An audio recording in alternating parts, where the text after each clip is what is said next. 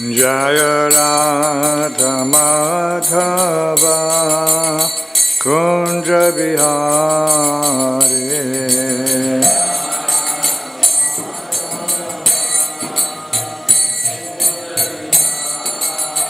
Jaya Radha Madhava Kunja Bihari. Too loud.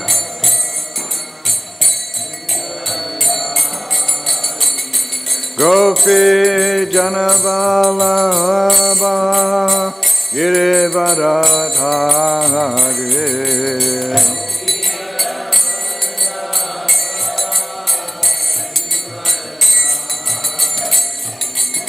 Gopi Janavalabha Girivaradhari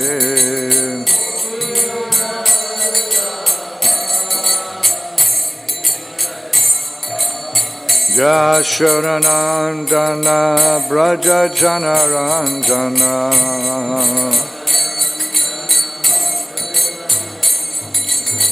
Yashodanandana Braja Janaranjana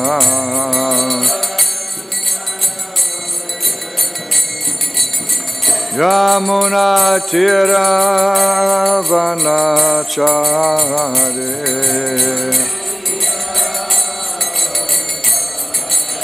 Yamuna Tira Vanachari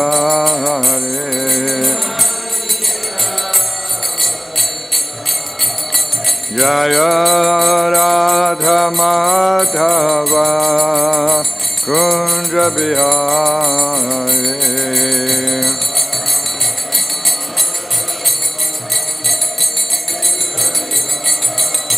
Jaya Radha Madhava Kunja Bihari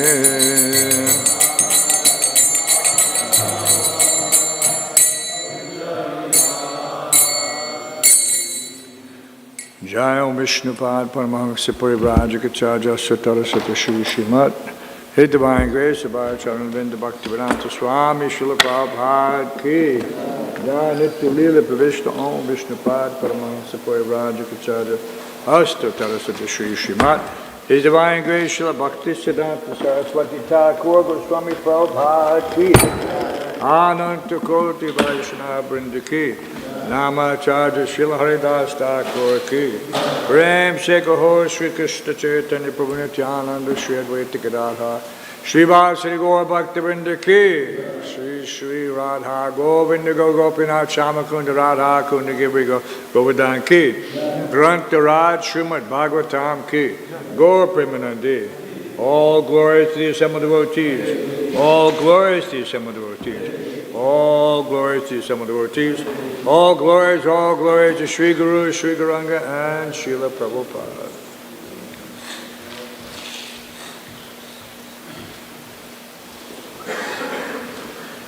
Continued reading from Srila Prabhupada Leelamrita, which has so much more meaning now that we're coming up on what? Does anybody know what's coming up? 60th anniversary of Srila Prabhupada's arrival in Brooklyn at the Marine Terminal. It's called Brooklyn Marine Terminal, 1965, September 19th. 60 years.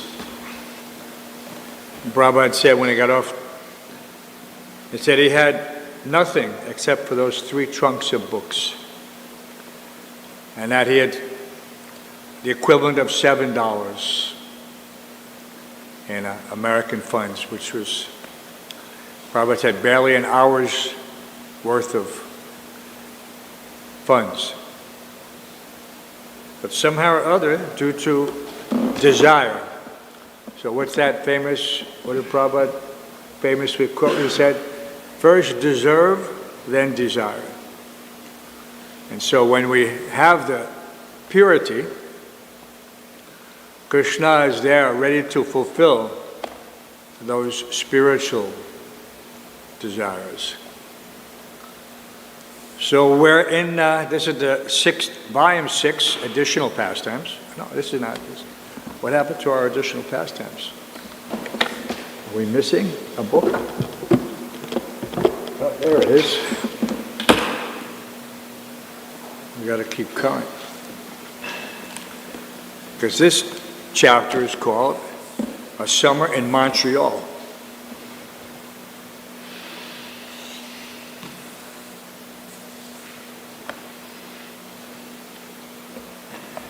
Prabhupada's plan was to travel and preach with a party of devotees who would support themselves by distributing Krishna conscious literature. But as Haṁsarūpa was already building a cart for the second annual Rath Yatra festival in San Francisco, and as his wife was pregnant, his wife was Mother Malati, Prabhupada advised him to wait after the Rath Yatra festival, and after his wife had delivered her baby and taken a month's rest, Haṁsarūpa and his family could go to England. Prabhupada asked that Mukunda also go. I shall go to England for the time being, Prabhupada wrote Mukunda, and start a center there, which is long overdue. But more important than traveling or obtaining permanent residency in the U.S. was the publication of Prabhupada's books. Prabhupada felt that writing and printing books was his best contribution in executing his spiritual master's order. So when Brahmananda came to Montreal from New York with the printer's galley proofs of Bhagavad Gita and teachings of Lord Chaitanya, Prabhupada was very pleased. Macmillan Company was publishing Bhagavad Gita, and Prabhupada himself was publishing teachings of Lord Chaitanya through Brahmananda. In Dai Nippon in Japan, because Brahmananda had contacted the editors at Macmillan Company, Prabhupada credited him with the success of the Gitas being published by such a famous company. Brahmananda was also Prabhupada's man for dealing with Dai Nippon. Both books were on tight printing schedules, and Brahmananda had to return quickly to New York with the corrected proofs. Brahmananda relates, I came up to show Prabhupada the galley proofs for both the teachings of Lord Chaitanya and Bhagavad Gita as it is. I just happened to have both galley proofs that had arrived, so it was a wonderful thing to bring these galley proofs to Prabhupada for checking. I was there only for a few days, maybe a weekend or so. Prabhupada personally read through the entire galleys and made notations in his own hand. He did the proofreading of the galleys. Everything was done by Srila Prabhupada. It was a very personal kind of thing. Of course, that gave Prabhupada great pleasure because he wanted his books published, and we had started to do it. So Prabhupada took great pleasure in proofreading those galleys, and he handed them to me, and it was very powerful. So this, based on the timing, this is the, what we used to fondly call the Purple Gita. This is the first Macmillan Gita, not the large edition, the unabridged. This is the abridged edition. When one of my books is published, Prabhupada said, I feel like I have conquered an empire. Having books in print gave meaning to Prabhupada's fight for U.S. residency. And only with these books published could he tour Europe. Krishna conscious literature was solid evidence that his movement was not a concocted fly-by-night yogi's dream. Let the government leaders and scholars read these books. Let the student community read them. Any intelligent man would be impressed. These books were the most enduring glorification of Krishna and the most powerful propaganda for spreading Krishna's teachings throughout the world. Far from being the speculations of an ordinary conditioned soul, subject to mistakes and cheating, these books contain the teachings and activities of Lord Krishna, the science of Krishna consciousness, passed down by the great acharyas. They were books of perfect knowledge. Srila Prabhupada ki jai. Books of perfect knowledge.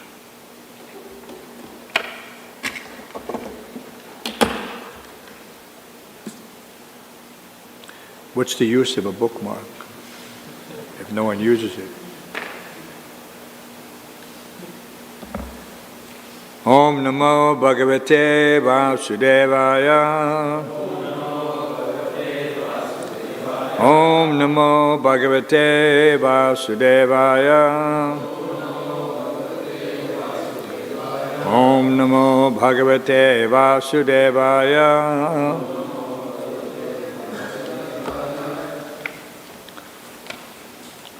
So where are we, Bhangsi?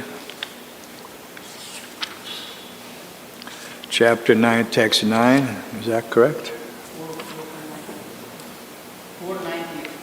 498.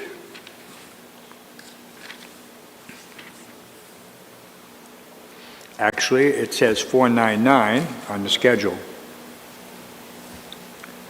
But someone should confirm.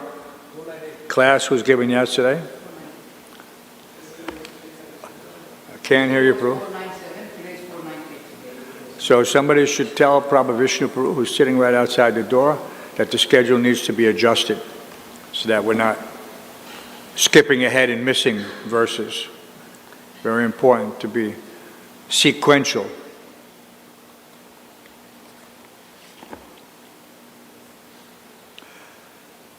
So 498, chapter titled Dhruva Maharaj Returns Home. Tvadattaya vayunayedam akasta vishvang. Tvadattaya vayunayedam achasta vishvang. Supta prabhuda ivanata bhavat prapana. Tasya pavargya sharanam tava padamulang. Vishmayate kritabhida kutam artabhando. Please repeat. Please chant. Tvadattaya vayunayedam achasta vishvang. Supta prabhuda ivanata bhave prapanna. Tasya pavagya sharanang tava padamulang. Vishmayate kritabhida kutamata bandho.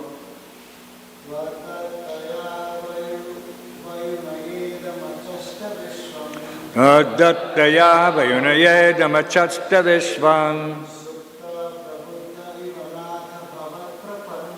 Sukta prabhuda ivanata bhavat prapanna. Tasya pavagya sharanam tava padamulang. Vishmayate kritabhida kutam artabandho. Tvadattaya vayunayedam achasta vishvang. Sukta prabhuda ivanata bhavat prapanna.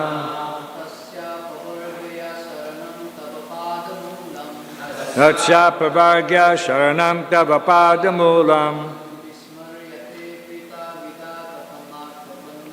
Vishmayate kritabhida kutamata bandho.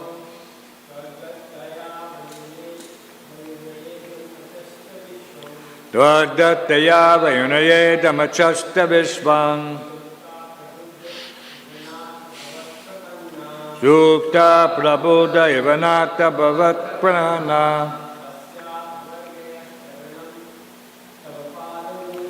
Tasya pavagya sharanam tava padamulang. Vishmayate kritabhida kutamata bandho.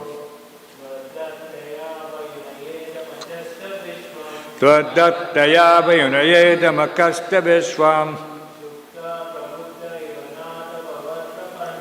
Supta prabhuda ivanata bhavat prapanna.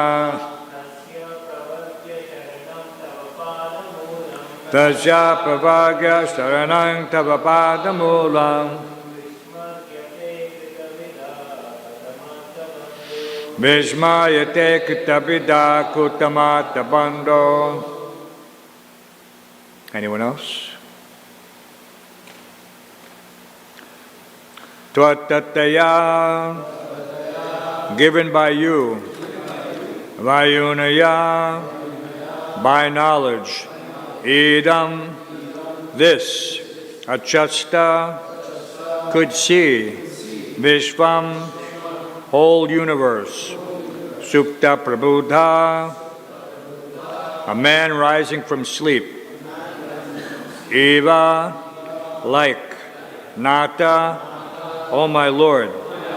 Bhavat Prapana, Lord Brahma, who is surrendered unto you. Tasya, his. Apavargya, of persons desiring liberation. Sharanam, the shelter. Tava, your. Padamulam, lotus feet. Vishmaryate, can be forgotten. Kritabida, by a learned person. Katam, how. Artabando, O friend of the distressed. Translation and purport by Divine Grace A.C. Bhaktivedanta Swami Prabhupada. O Master, Lord Brahma is fully surrendered unto you. In the beginning you gave him knowledge, and thus he could see and understand the entire universe. Just as a person awakens from sleep and visualizes his immediate duties, you are the only shelter of all persons who desire liberation, and you are the friend of all who are distressed. How therefore can a learned person who has perfect knowledge ever forget you? Did anybody do a check, make sure that the sound and the video are synced on YouTube before we proceed too far? Get all the messages saying, no sound, no sound. Okay. Please repeat, O my Master, Lord Brahma is fully surrendered unto you. In the beginning you gave him knowledge, and thus he could see and understand the entire universe. Just as a person awakens from sleep and visualizes his immediate duties, you are the only shelter of all persons who desire liberation. And you are the friend of all who are distressed. How therefore can a learned person who has perfect knowledge ever forget you? Purport by Divine Grace A.C. Bhaktivedanta Swami Prabhupada. The Supreme Personality of Godhead cannot be forgotten even for a moment by his surrendered devotees. The devotee understands that the Lord's causeless mercy is beyond his estimation. He cannot know how much he is benefited by the grace of the Lord. The more a devotee engages himself in the devotional service of the Lord, the more encouragement is supplied by the energy of the Lord. In the Bhagavad Gita, the Lord said that to those who are constantly engaged in devotional service with love and affection, Supreme Personality of Godhead gives intelligence from within, and thus they may make further progress. Being so encouraged, the devotee can never forget at any moment the Personality of Godhead. He always feels obliged to him for having achieved increased power in devotional service by his grace, by the Lord's grace. Saintly persons like Sanaka, Sanatana, and Lord Brahma were able to see the entire universe by the mercy of the Lord, through knowledge of the Lord. The example is given that a person may apparently abstain from sleep all day, but as long as he is not spiritually enlightened, he is actually sleeping. He may sleep at night and perform his duties in the daytime, but as long as he does not come to the platform of working in spiritual enlightenment, he is considered to be always sleeping. A devotee therefore never forgets the benefit derived from the Lord. The Lord is addressed here as Artha Bandhu, which means friend of the distressed. As stated in Bhagavad Gita, after many, many births of executing severe austerities in search of knowledge, one comes to the point of real knowledge and becomes wise when one surrenders unto the Supreme Personality of Godhead. The Mayavadi philosopher who does not surrender unto the Supreme Person is understood to be lacking in real knowledge. The devotee in perfect knowledge cannot forget his obligation to the Lord at any moment.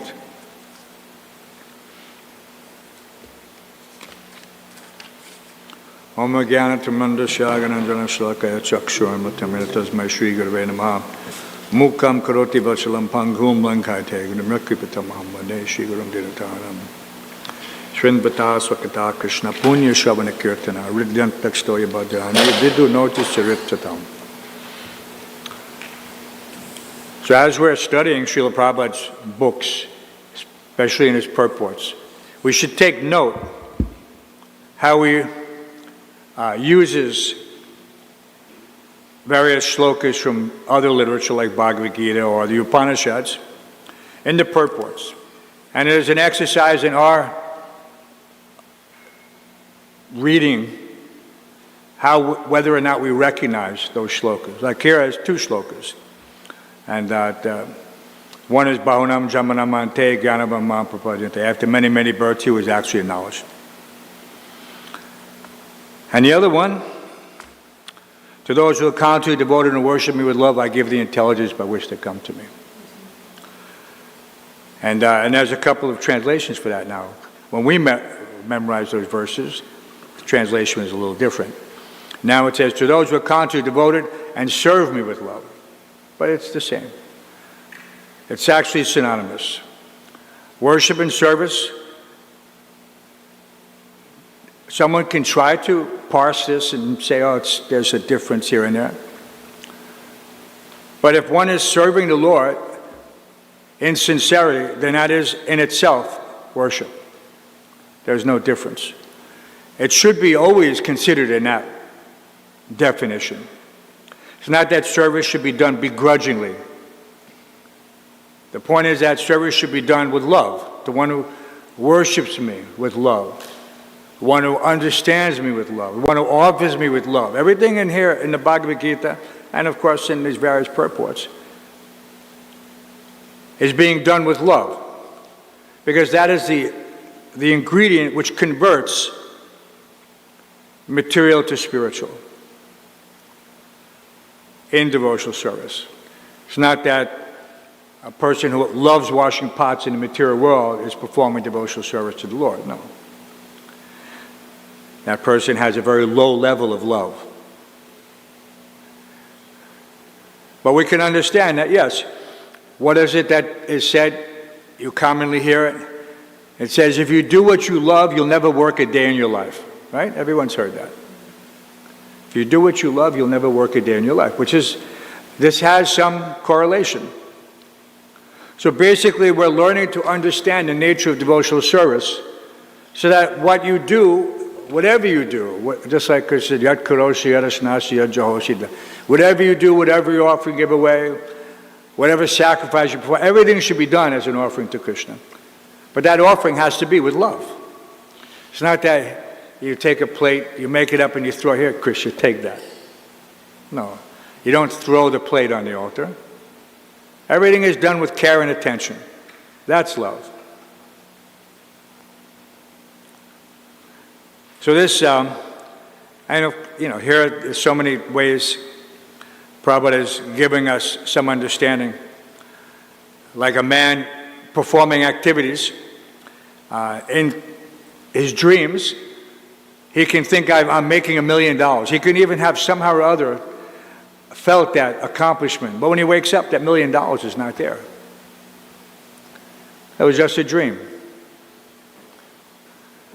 So it doesn't make any point to invest in this, how can you say, temporary reality any more than you would invest in trying to accomplish anything while you're in a dreamlike state. One can have dreams. There's no problem in this regard. But the dream should be connected to reality. What can be? Otherwise a person, and this is another you commonly hear, someone will give a person some name. They'll say, he's a dreamer. He's just a dreamer. Which indicates that he has many ideas, but he doesn't know how to put them into practice. So we have to appreciate, how Prabhupada is bringing us to a certain level of understanding and appreciation. Like whatever we do now, this is the awakened consciousness.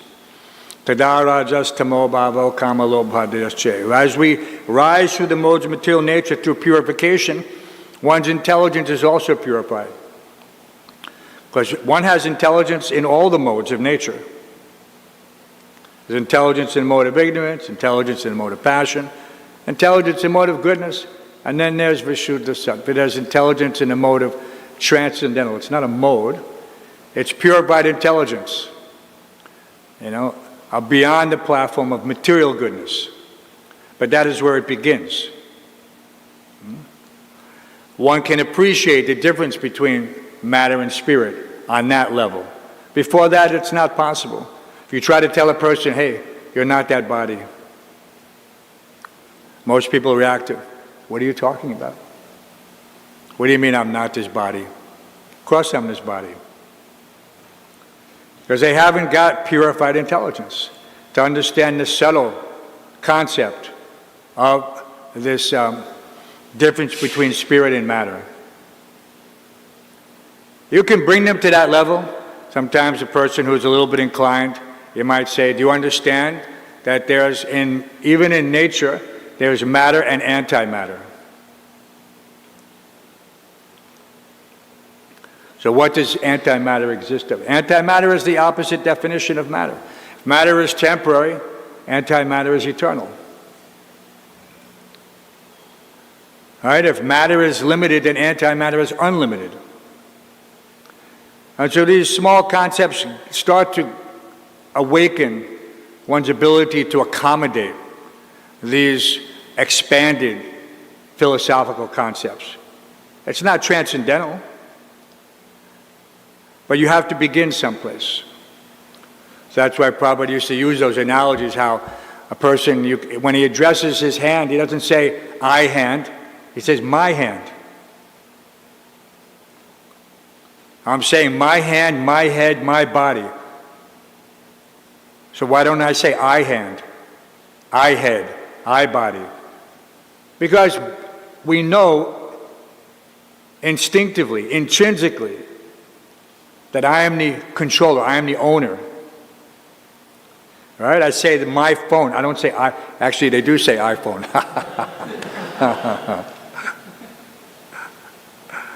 So we'll have to have another analogy.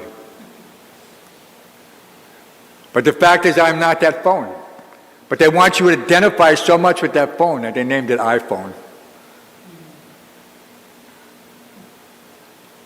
So this is the way Maya works. So we have to be very careful in analyzing things. Should not take anything simply at face value. And just like in a desert, how many people have traveled in a desert? India has one of the largest deserts in the world. What's it called? Thar. The Thar Desert. See? So Sandesh knows. So I traveled through the Thar Desert many times. And only in such places like that you see actual mirage. Long stretches of nothing but black highway ribbon. And the heat so strong you can see it rise. Literally you see it. And it's the way the heat comes up. And there's a mirage. You see so many things. And you can't trust your senses, because according to your senses, actually there's a caravan.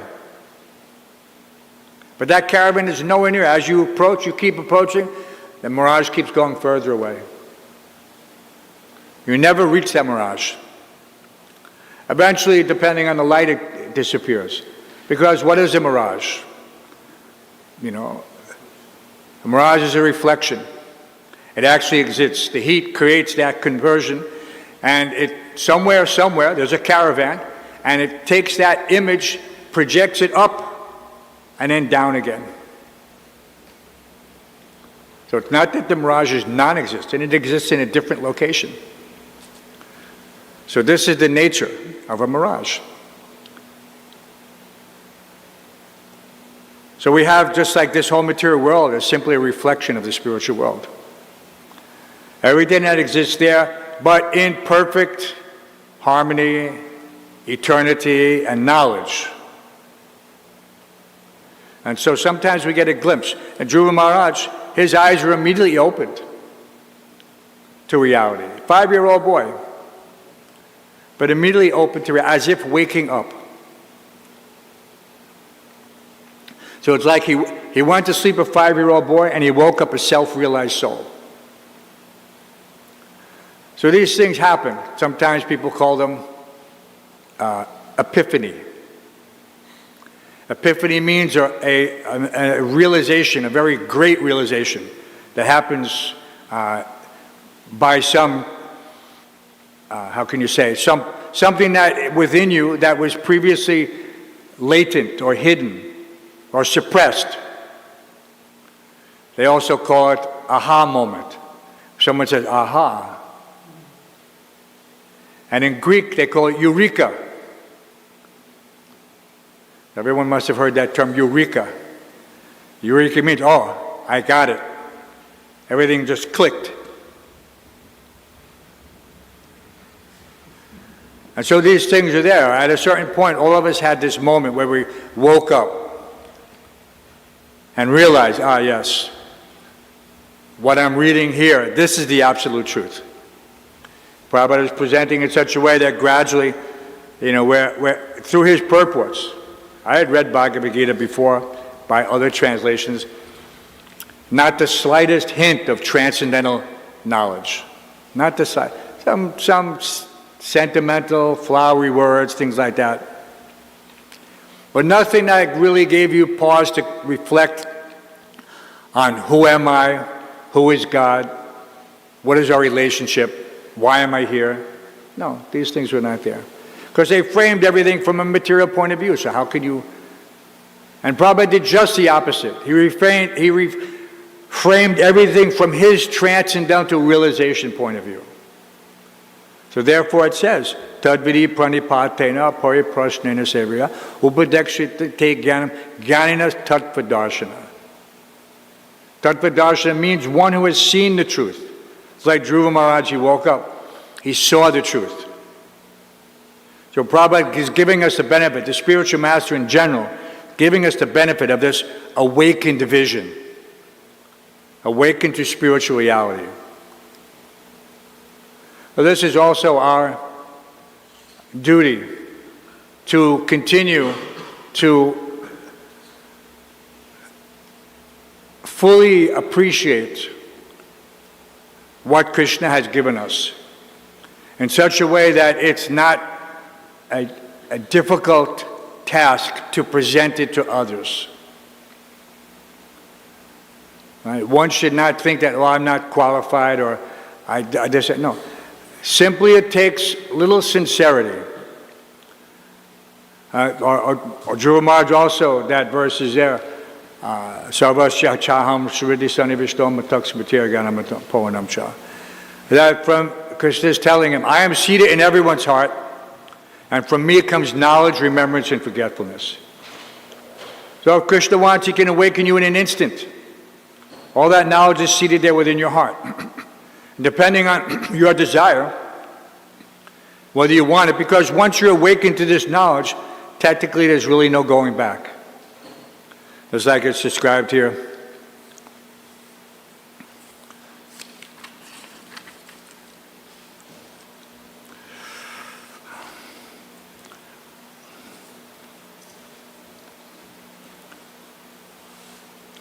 The devotee, being so encouraged, the devotee can never forget at any moment the personality of Godhead. So there's a term for that. It's called rasagraha. It means once having experience, one can never forget. So it's specifically related to the lotus feet of the Lord. Rasagraha. Rasa means taste. So this taste is just like when you taste something, that depending on what it is, it makes a permanent impression on you. And you never forget that taste or that aroma. It can be 5 or 10 years But that as soon as you smell that aroma, immediately you're awakened to that memory or that reality. So Rasagrah means once having tasted the nectar of Krishna's lotus feet. But how do we taste the nectar of Krishna's lotus feet? We taste it through the eyes of the Shastra, Shastra Chakshus. It's not that we're literally tasting, not us. Of course, there are great sages. Dhruva Maharaj, he indicated in the previous verse how he felt that he was, from Narada's perspective, from the Lord's perspective, that he was drinking the nectar of the Lord's lotus feet. Literally. But for us, it's a philosophical appreciation. We can understand how the greatest achievement in human form of life is to have this appreciation of the supremacy of the Lord in all aspects. Because then one is never bewildered. Someone sees something in the material world and they say, oh, that's amazing, or I never saw something like that. There's nothing new under the sun. Even the materialists know that. Nothing new under the sun. But it may be new for us. But anyone who has had the opportunity to read the Vedic literature, he's very, very clear about what is reality, what is this subtle states of consciousness, sleeping, deep sleep, and true awakening.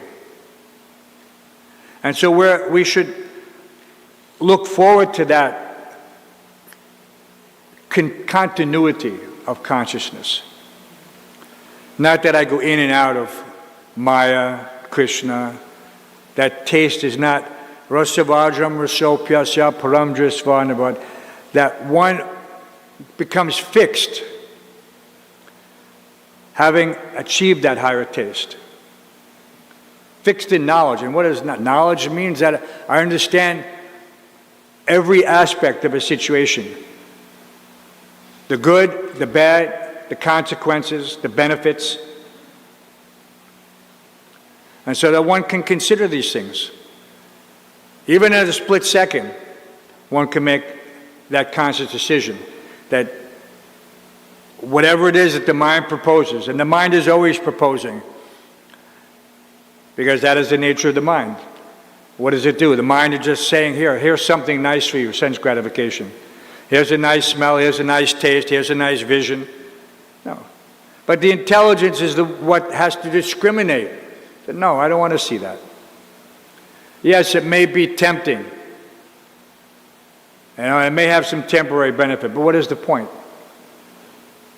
Is it to my eternal benefit? Actually, I should look at it in such a way that, is this for my spiritual benefit or for my degradation?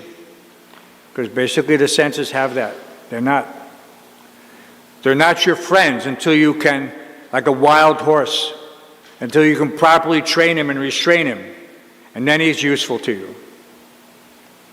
What's the term they use? They use break. They're going to break the horse. They have to break his wild nature.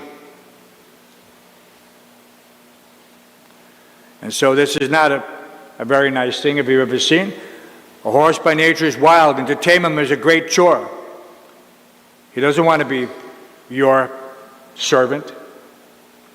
In the same way, the mind also doesn't want it. The mind, and they use terms, similar terms, like unbridled senses. So when they break a horse, what do? They put a bridle on him. A bridle is a contraption that fits over his head and puts a bit in his mouth. And the horse is controlled by the mouth. Everyone should know that. Horse is controlled by the mouth. Living entity is also controlled by various senses. But they put this bit in this horse's mouth, not a very comfortable thing. And then the reins are attached to the bit. Depending on the pressure you exert on those reins, the horse follows. Does whatever you want him to do. Once he's broken in. Well, just the very term connotes that it is a difficult task to control the mind, the unbridled senses. But it must be done. The senses are a network of paths leading to death. We say that prayer every single morning. Sharira vijajao jitandriya tayakal jive pile vishaya sagare. The senses are a network of paths leading to death. A network of paths, not just one path. Many paths. You have 5 senses and then 6 including the mind. Any one of those senses can drag you down. So the life of a monk is not a simple thing. Why do you think they have monasteries or cloisters? A cloister, famous cloister up at 190th Street. You can go visit Fort Tryon Park. Brought stone by stone from Europe and reconstructed. Very secure, remote situations with limited access to the outside world. No women, no children, no street vendors. So you could actually concentrate on the scripture. That's what a monastery is. But in Kali Yuga, we're tasked with a very serious effort to Priti Viti Achi Nagaradi Gram. We're to spread the teachings of Lord Chaitanya to every town and village. So what is the use of 4 walls of a cloister or a monastery? So therefore we have to construct these walls within ourselves and become strong. One has to literally construct a wall to protect the Bhakti Lata Bij. Just like you protect Bhakti Lata Bij means the seed of Bhakti. And the Lata is a creeper. So first you plant the seed, and when it sprouts, it becomes a creeper. And you see, creepers usually take assistance of another plant or a wall, like ivy. In America, everyone has seen ivy. It clings to the wall and it grows and it expands. So that's a creeper. That's why they call it a creeper. It creeps. So the Bhakti Lata creeper expands and it clings, but it has to have a place to firmly be attached to. And that is Krishna's lotus feet in the form of the scripture. So one has to be constantly hearing and remembering Shrutis, and in a very careful way. Shruti, Smriti, Purana, Adi. One should not be misunderstanding. He has to reference the Shastra, especially the Puranas. This is the Bhagavad Purana. So that there's no speculation. It's not that we just sentimentally take some snippet, some small section of something and say, I'm going to use this for my spiritual practice. No, it has to be authorized. And the spiritual master is giving unlimited opportunity to understand what those instructions are. Guru Mukha Padma Vakya Chite Te Kuriya, that the words of the spiritual master purify my consciousness. They're my guidance. And so we take everything that we're exposed to. How many people get this opportunity? People are paying hundreds of thousands of dollars to go to school, to become B.Tech, M.Tech, PhD Tech.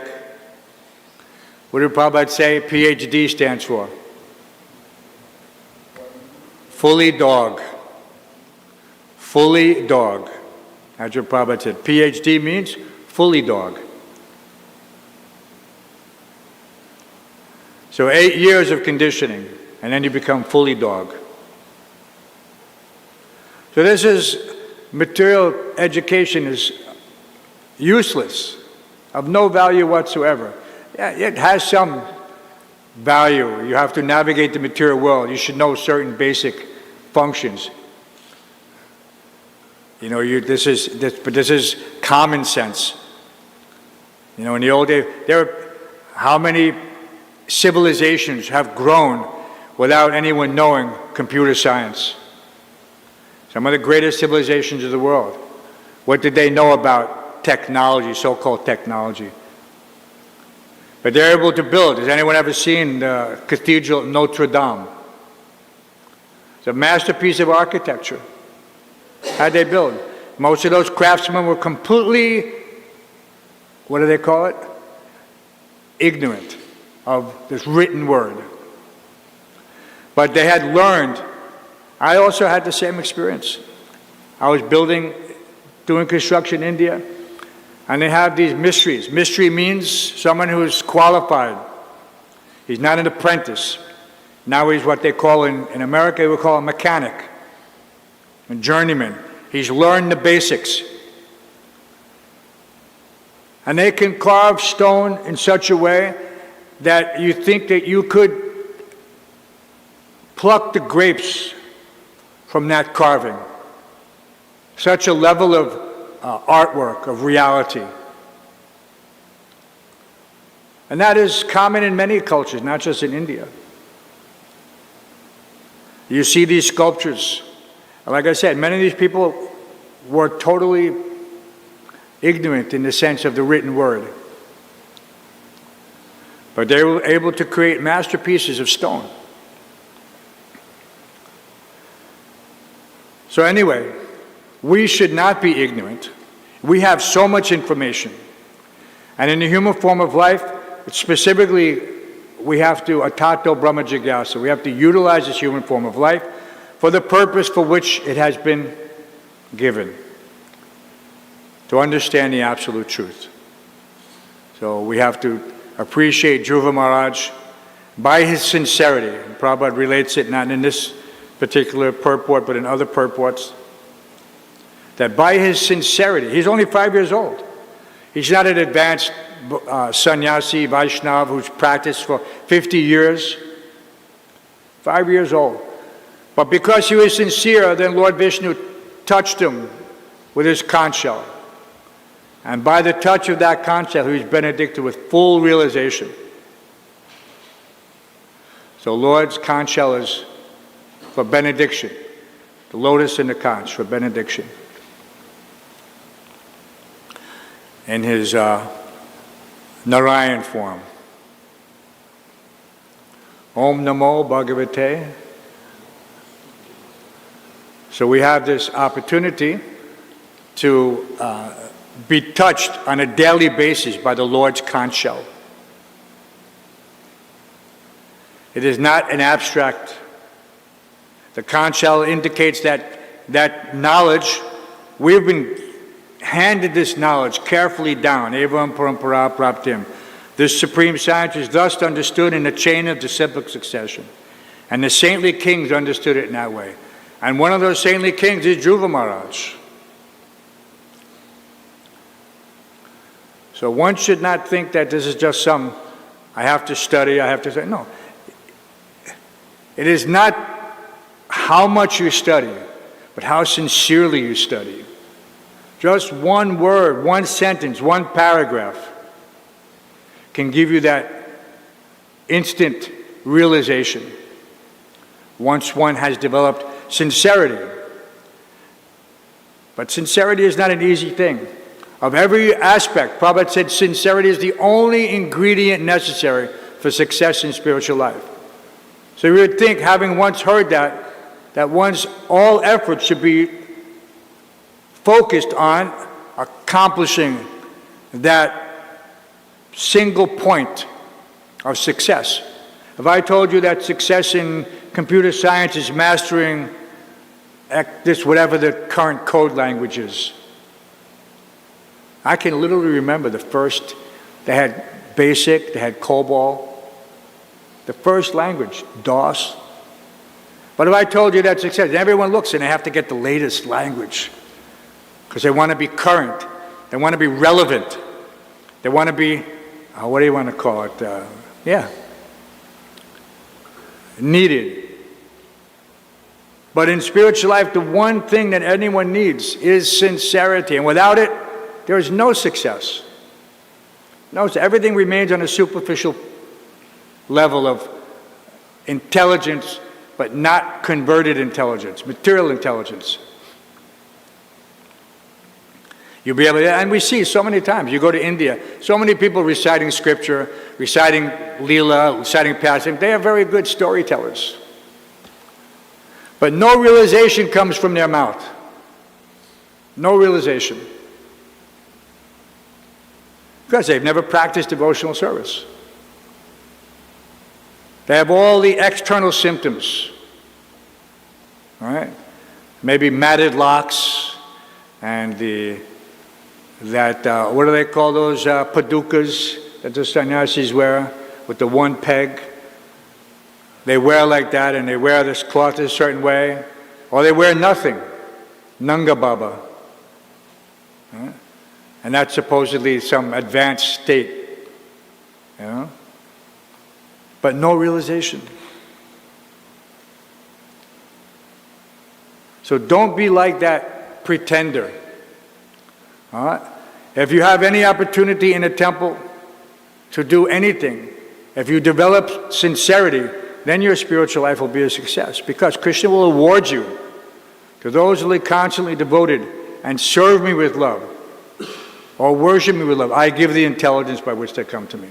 How simple can it be? There's a seed verse in Bhagavad Gita. Right? Everything expands from the seed, just like the Bhakti Lata Beej expands by one's sincere efforts. So don't become lazy in developing sincerity. Don't think that this is some sentiment or it'll come at a certain point or it'll come. No, you have to work on it, just like anything else. And how do you work on sincerity? Prabhupada gave some hints.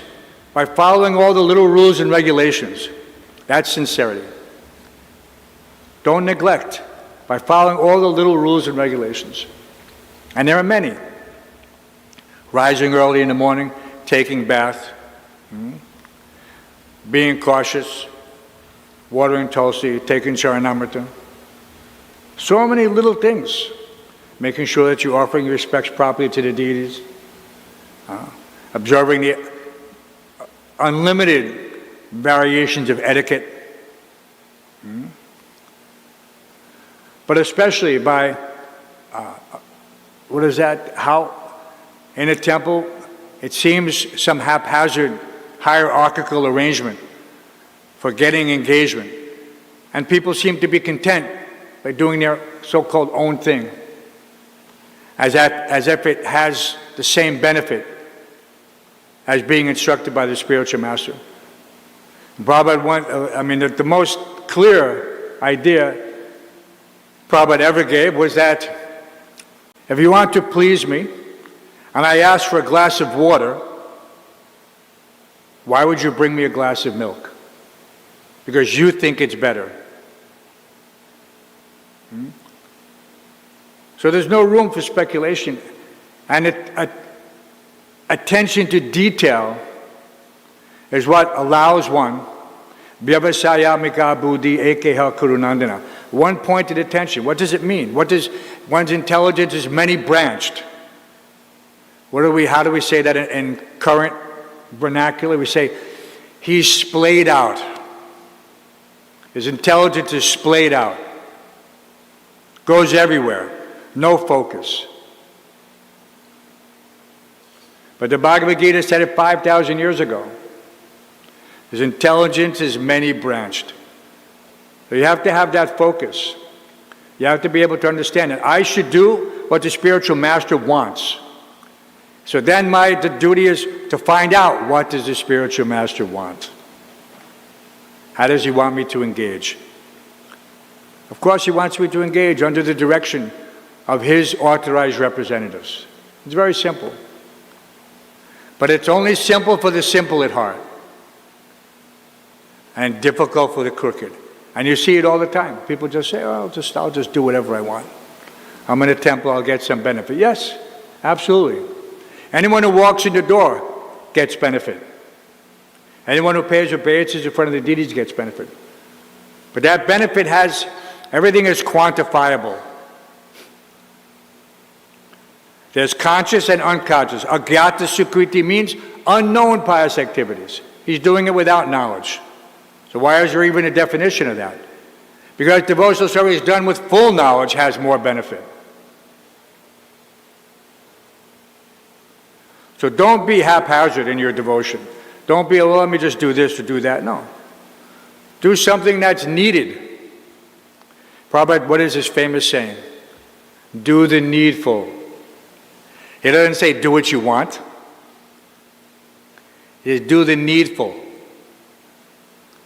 But people have a, tendency to kind of like adjust things according to their mental state, their mental concoction.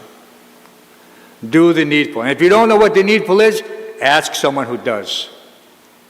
So that's the key. Any questions, comments? Should we read the verse again? Text 8. Don't forget to remind Prabhu Vishnu to adjust. The next person is not. O my Master, Lord Brahma is fully surrendered unto you. In the beginning you gave him knowledge enough so you could see and understand the entire universe, just as a person awakens from sleep and visualizes his immediate duties. You are the only shelter of all persons who desire liberation, and you are the friend of all who are distressed. How therefore can a learned person who has perfect knowledge ever forget you? So that's another indication. As your knowledge increases, the ability to remember Krishna increases. And therefore Krishna remains there. Rasagraha remains there. Not remotely. He's with you at all times and under all circumstances. But that has to be realized and actualized. You have to put everything into practice. You have to act in such a way. All right, what did Prabhupada say, other words? It says, don't try to see Krishna, act in such a way that Krishna sees you. So there's that. There's that theoretical, and then there's the practical application. Any questions, comments? Way in the back, you got to come up because, this old ears are hard of hearing. And we know it's going to be a good question because Acharya Nisha would never ask any question that's not relevant to everyone in the whole world.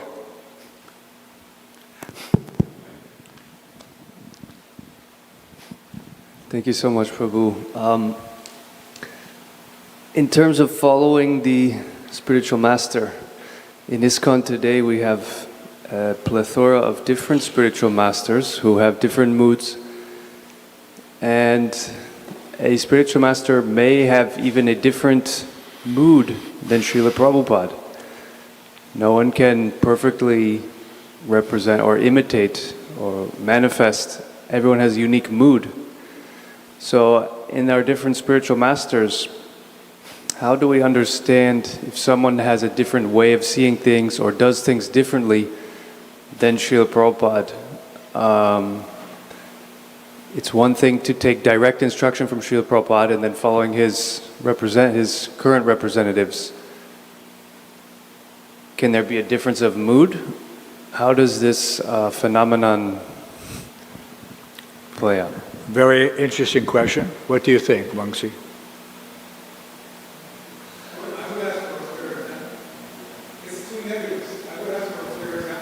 Well, I mean, I understand the essence. I mean, the word mood, someone might say, we've heard that term, that's why Acharya Nisha is using it, that my spiritual master has a different mood. But a mood is again, not necessarily a scriptural fact. So we have to, everything that Prabhupada told us, all my instructions and everything you need is in my books. So it is a duty of anyone who is in that position, who is taking that responsibility. This is a very elevated position, to accept responsibility, to mentor the coming generations of aspiring devotees, that he should be able to give, he should be, term Prabhupada used, transparent via medium. So what does transparent via medium mean? And sometimes mood can refer to, just like someone will say, a somber mood or a joyful mood. This is almost reminiscent of the way Prabhupada would describe the modes of material nature as coverings over the original light emanating from a candle. Like any of us who have been in church, you have a votive candle, and they have different colors. They're red, they're blue, they're green. And so the light within appears to be red, blue, or green, but the actual light is white. So if the mood obscures the actual light that Prabhupada has disseminated, then that mood is, we can understand, is improper. It has to reflect the actual, Prabhupada's actual original mood, which is to be strict in one's own personal situation. Prabhupada, and anyone who has served Prabhupada understands that very clearly. You can, as a spiritual master, as a sannyasi, as a mentor, the first person you have to be strict with is yourself. And sometimes someone may use something like a mood to change the level of expectation. Because therefore, I'm not so strict, therefore, my disciples don't have to be so strict. Or they can just follow my mood. So this is improper. This is an improper use of one's position. Prabhupada clearly said, and I've heard it from many of my Garbas who are in that position, and they clearly say that your duty as my disciple is to understand Prabhupada's mood and his instruction and not to deviate.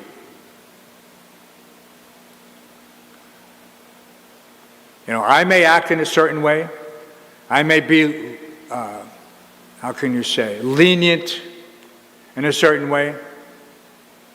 But that prerogative remains with me, between that particular disciple, and how I have understood these instructions. And Prabhupada also was lenient. I was listening today to the one lecture in Los Angeles, 1972. And he described how, in the beginning, one may have, his bad habits may come back and manifest. But that should be understood that, and the verse is the Alpichet Sudaracharo Bhajate Mamananya. But it should be not a conscious effort on someone's part. It's an accident. He fell into the temptation, whatever it was. But then he immediately recognizes that fall down. Whatever, again, it could have been a big fall down, could have been a small fall down. But he says, never happens again. Due to contamination, previous otherwise, yesham totagatam papam jananam punya karmanam. These things are there. We're becoming free from sinful activities. But we're not there yet. Anyone who thinks he's there, he's living in a hallucination.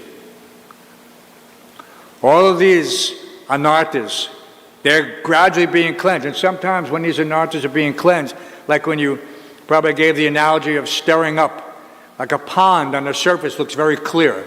But if you put a stick in it and start to stir it around, all the mud comes up. So from superficially, I may appear to be a calm person. But if you touch the wrong button, all of a sudden, it's Dr. Jekyll and Mr. Hyde. Why? Because of these latent, unresolved issues of whatever they are, anger, this, that, the other thing. But then if I realize and I recognize it, and I say, oh, how could I let myself fall into that Maya's trap? It is, Maya's trap. She sets it for you. It's always going to be there. It doesn't matter what your trigger is. Krishna knows, Maya knows. And she's there just to give you a little. The Christians have a very awkward way of dealing with this. They personify temptation as Satan. A famous comedian, he said, the devil made me do it. No, the devil didn't make you do it. All these temptations are coming from within, from past karma. But they project it so that they don't feel that same level of responsibility or guilt. I don't have to correct, I don't have to change. If the devil made me do it, he could make me do it 100 times. Why just one time? And so we're understanding from a higher perspective what temptation is. temptation is these unresolved, latent, what's called papa bij, seeds of sinful activities from previous lifetimes. Karma means what goes around comes around. Every action has an equal and opposite reaction. So we also have to be careful that my so-called mood is not something coming from some material previous contamination. What is that saying? Mat karma krin, mat paramo, mat bhakta sanghavajata. Free from previous material activities and mental speculation. We have to be on that platform. So one should never propagate something which he is not 100% sure that this was Prabhupada's desire. We don't change anything. If we change something, then we are also asara. We're useless. We're useless. We have to be 100% what Prabhupada said, as far as his instructions are concerned.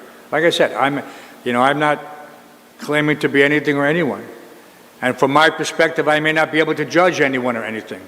Right? You judge a thing by its result. You judge a person by their actions or reactions, not externally. Don't judge a book by its cover. Otherwise, when you read about great souls like Pundarik Vidyanidhi, we have no reference point how someone in such an elevated position could have such an external profile.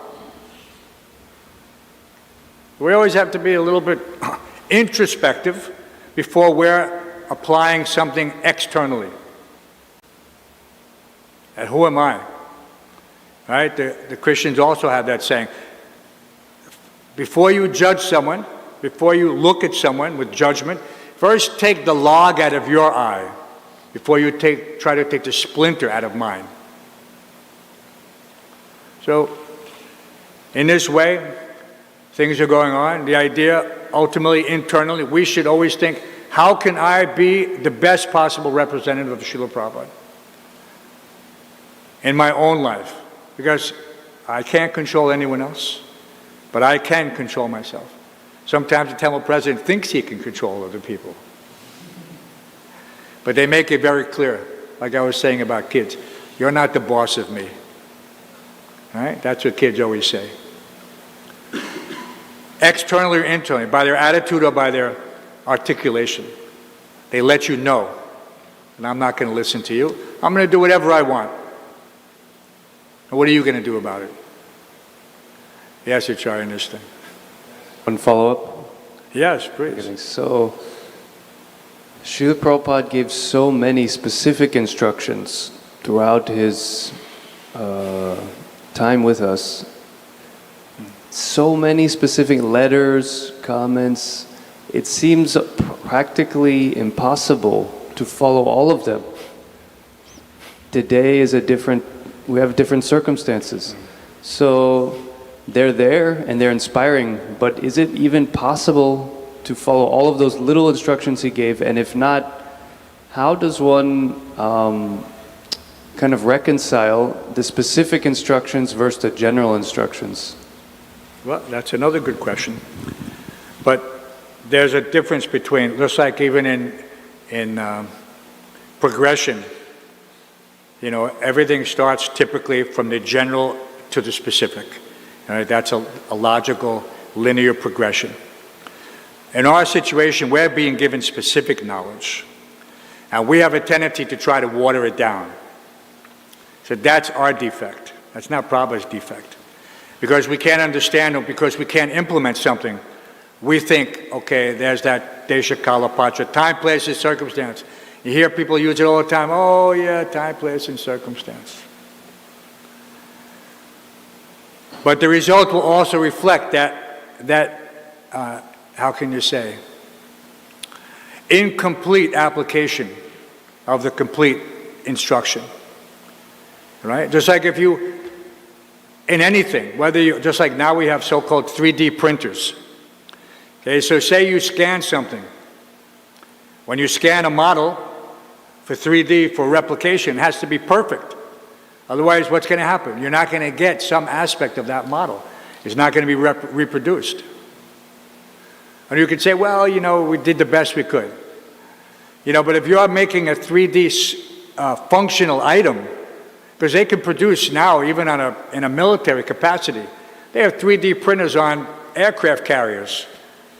If something breaks, they don't turn around and say, oh, okay, let's go back to Hawaii, we need this part. No, they print it and make it right there.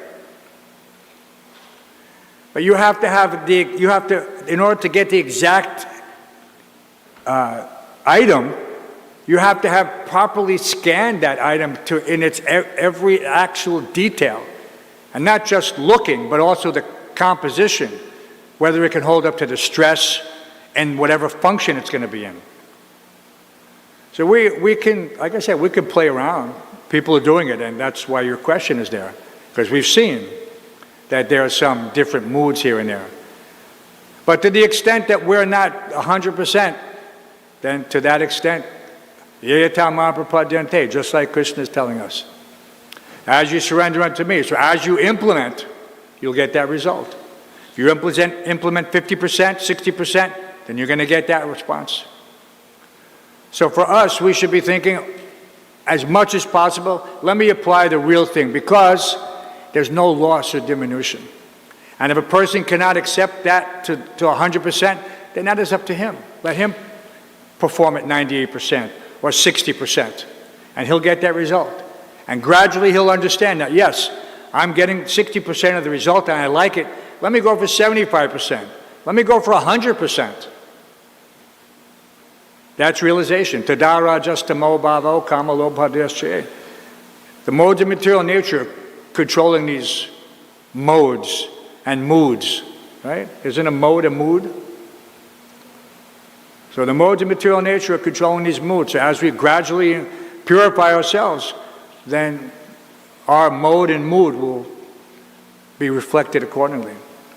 So let us try to do the best we can do, not change things according to my understanding of time and circumstance, because that would be a disaster. That would be a complete disaster. But there's no loss in being strict. That's the point. That's my humble response. That there's no loss in being strict. If somebody says, oh, well, if you're too strict, they're not going to come, they're not going to stay. Prabhupada told us on Henry Street, he wants just a few good men. And that was the motto in the Marines at the time. Of course, there was a war going on. But the Marines don't need second best. When you're in a situation and your life depends on the person next to you, you don't want somebody who said, no, that's not my mood, Prabhu. I got a different mood. No. You want to be exactly like the drill instructor was emphasizing. So they also say that. You fight like you train. You fight like you train. So if you didn't train to fight, then you're in a world of hurt in the real situation. So we're looking for a few good men. We don't need, the more you try to adulterate something, eventually it becomes, what? A poor reflection of the original. Like I said, it's like when you duplicate something, like on a Xerox copy, or you take a copy of a copy of a copy, the quality is not the same as the original or the first copy. It deteriorates. So let's not be like that. We're not trying to make clones. We're not trying to stamp out people in exactly the same, no. But we're trying to bring them to that point where their realization is what Srila Prabhupada wanted. That's why he took all this effort to write Srimad Bhagavatam and Bhagavad Gita so particularly, so specifically, in such detail, so that we would benefit. Because, God forbid, there's a conflagration. Just imagine, our God brothers and God family in the Bhaktivedanta archives, they've constructed, so what is an archive? What is the purpose of an archive? To preserve for posterity all the teachings of Srila Prabhupada. Not just Prabhupada, but anything. So we have every possible iteration in print, in microfiche, in digital, everything, in hard copy. And they have them in blast-proof vaults So that if anything ever happened, and at some point when civilization began to dig out of the rubble, Prabhupada's books would be there to guide the renovation and renaissance. So we have, it's not a casual thing. What we're doing is not a casual thing. It's not that we're just one society or one cult or one section. No. This particular philosophy is the timeless, eternal philosophy. We just happen to be fortunate enough to have access to it. And we're trying to give others access to it. Because the more people that have access to this knowledge, the more potential there is for peace in the world. And we can avoid all this, the horrors of Kali Yuga. Ultimately, it is what it is. Kali Yuga will manifest it in full after 10,000 years, after 9,500 years. Nothing can stop it. There's like nothing can stop the day and the night. That cycle will continue. But it's been postponed due to the presence of Lord Chaitanya. So we're very fortunate, and we should think how fortunate we are. It's inconceivable how fortunate we are. And we should try to make others fortunate. Okay? It's getting a little late. I want to thank everyone for your patient hearing. And if there's any questions, we can discuss this anytime. Srimad Bhagavatam ki, Srila Prabhupada ki, Dhruva Maharaj ki, Ananta Koti Vaishnava Vrinda ki. So where should I put the bookmark? I'm going to put it in verse 9. But somebody has to make sure that come Monday, the person knows.